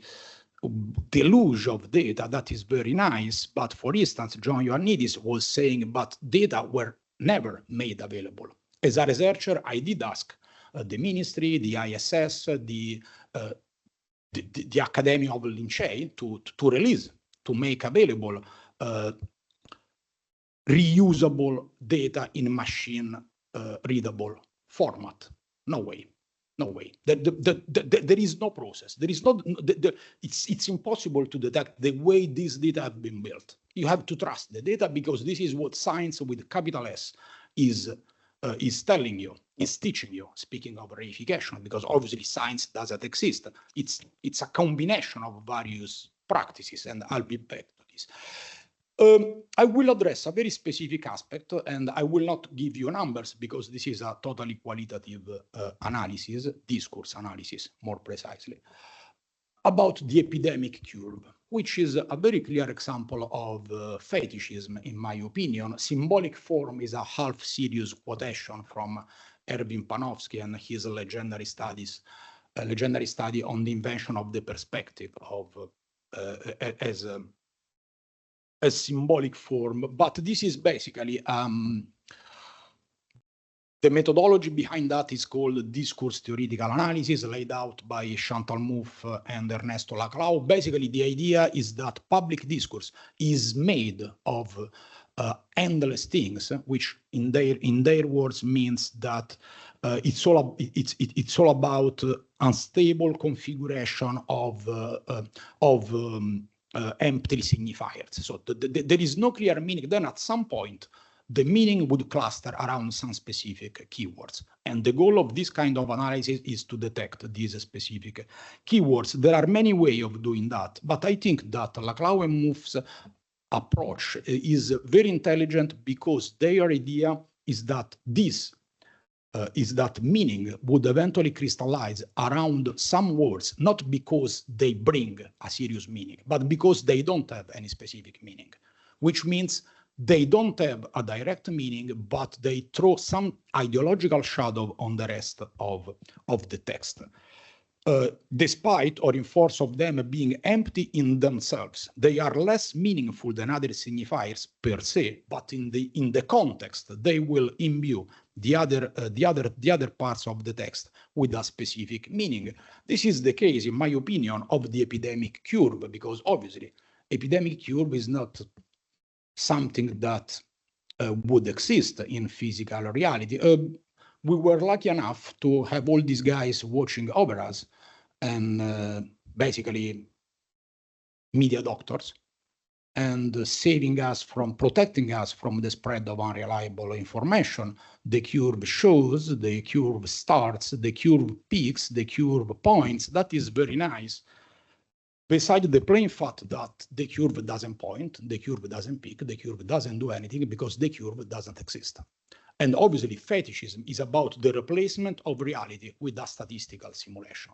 This is particularly, in my opinion, the case of the so-called computational epidemiology, which, in my opinion, is the closest thing to pseudoscience that I have ever seen, unless one thinks that if there are numbers, there is scientific knowledge, which is, yes, reification and fetishism, once again. So what is this?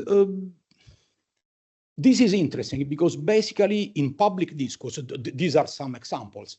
It is like if we are inferring reality from the statistical pattern that we have built in order to understand reality. So we are replacing reality with the output of a statistical elaboration. And now we are looking at the curve. Not at the, I'll give you an example. If in the first months of the pandemic, in this, how to phrase it, in this propaganda campaign orchestrated simultaneously in many countries, the imperative, and I remember that pretty well, the imperative was to flatten the curve. So we were not talking about the disease. We were talking about the curve, which is replacement, which is displacement, which is fetishism. This is fun because I'm not a clever guy, so I would have expected that in times of sanitary crisis, the priority would be maybe to protect the vulnerable or maybe to find a way to treat people who got sick. No, the priority was to flatten the curve. Nice, very nice. Well, I don't think this is really scientific. I'll give you another example, which is very close to the epidemic curve, which is obviously the exponential growth of the epidemic curve, which once again, if you go back to Laclau, doesn't mean anything. I mean, in daily life discourse, we do use exponential in the sense of something growing very fast, but this is not what exponential means. And well, the exponential in technical sense would depend on the number which is at the exponent. So this doesn't mean anything. Doesn't mean anything. Exponential doesn't mean unstoppable. Doesn't mean something scary. Exponential means a very technical feature. This is fun.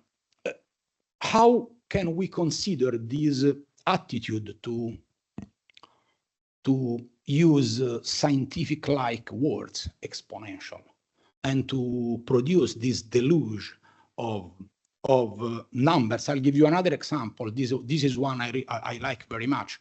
This is a study and an article of a very relevant Italian newspaper about a study according to which, and I'm quoting, walking the dog can increase the risk of getting COVID by 78%.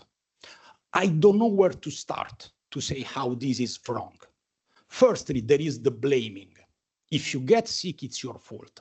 And come on, be serious. We perfectly know that this has been the media coverage and the public presentation of the COVID case. If you get sick, it's your fault. This is a chief medical officer stating that young people, if they hang out outdoor in the square for an aperitivo, they are assassins.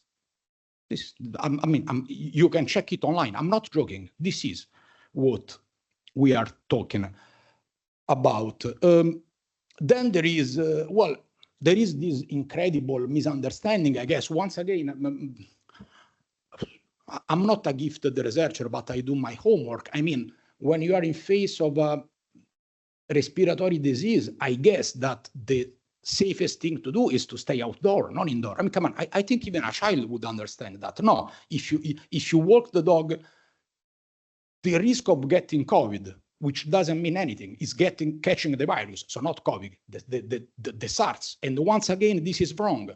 And obviously, the peak of the discourse is this would increase the risk of getting COVID by a factor of 78%.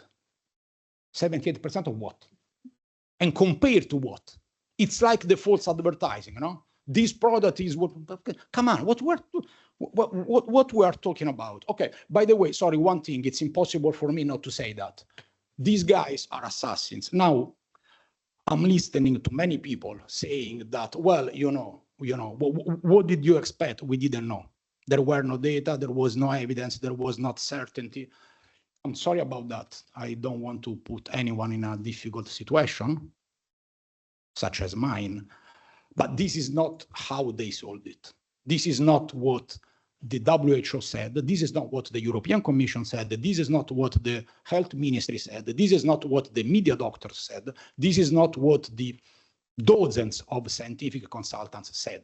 They said that there was science in favor of lockdown. This is the point. And once again, I'm totally incompetent here, but I was the one telling them that there was no evidence, that there was no scientific reasons behind the imposition of some measures.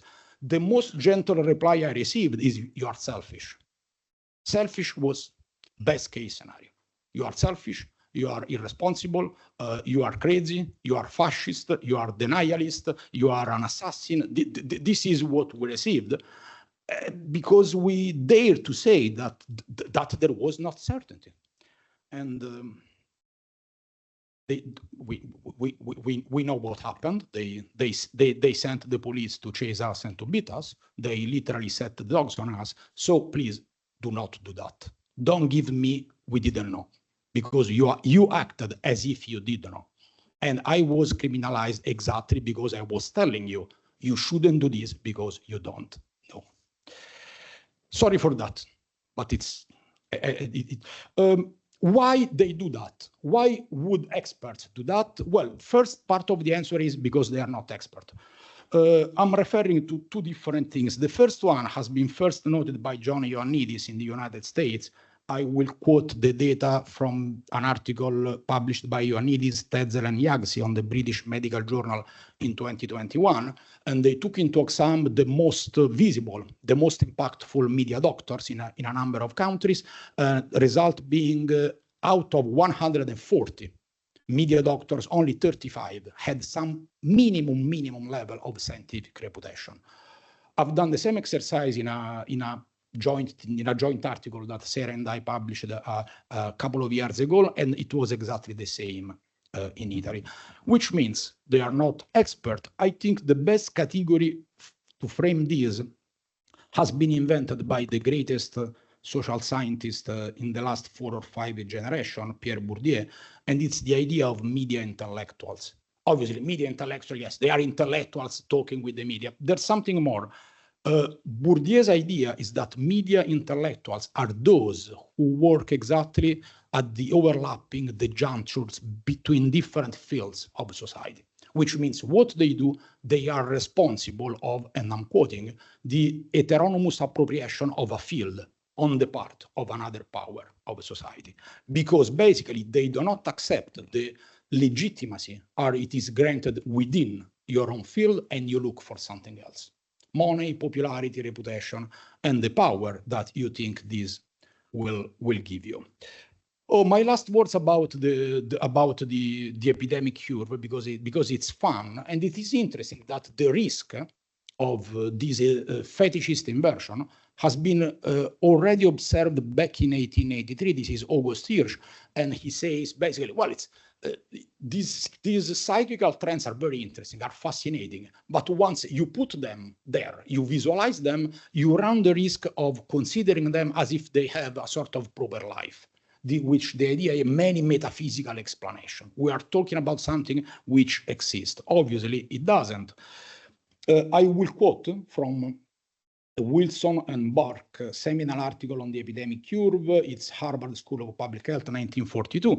And they say it is clear that any such theory cannot explain in detail the course of any epidemic. Any precise discussion of the epidemic curve must be highly mathematical and hypothetical. It's mathematics we're talking about. It's not reality. This is what fetishism is about. Last words in a couple of minutes about fetishism as split. 2 generations after Marx, it would be Freud to address, as we know, to address fetishism from a very different angle. It's the Essays on Sexuality, 1905. And Freud's point is situations becomes pathological. Well, pathological in his language 1 century ago. Obviously, many of the sexual practices that Freud is labeling as pathological are pretty normal to us. So I will rephrase.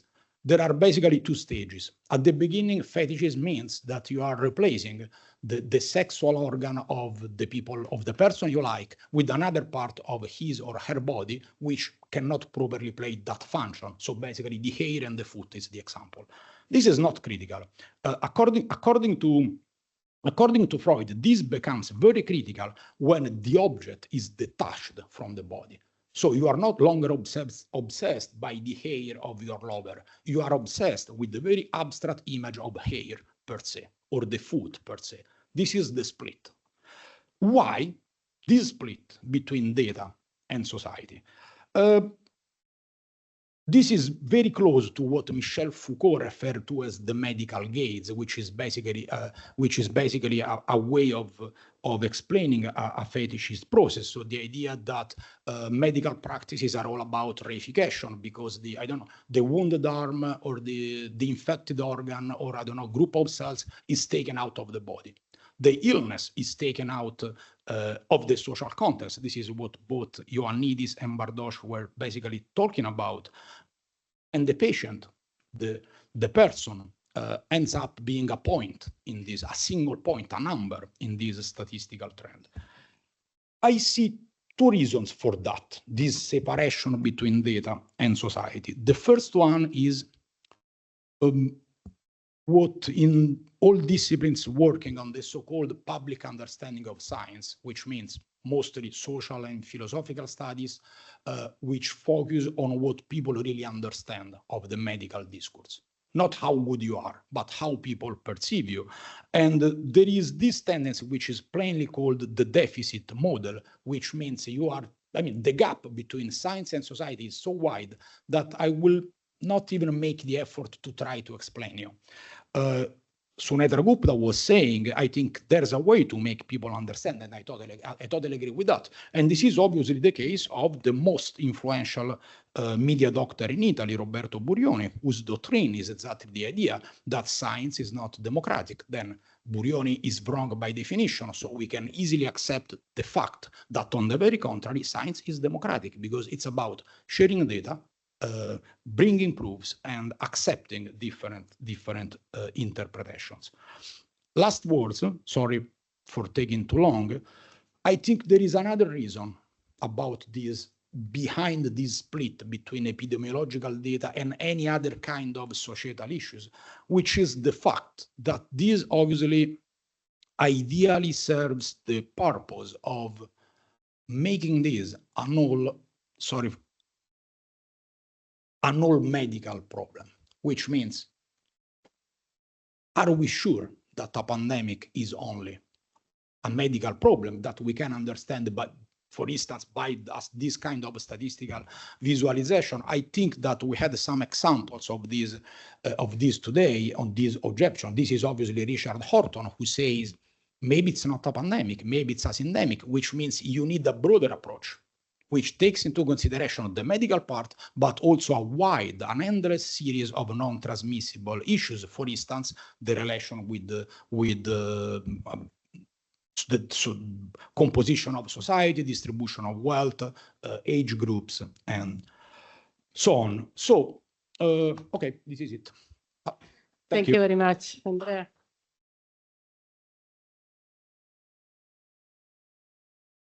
Any question?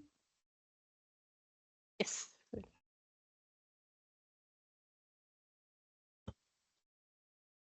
Thank you very much for that.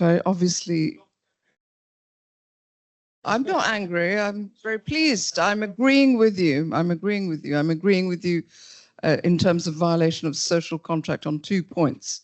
One is the creation of the illusion of certainty, which is something that mathematics can be recruited to do.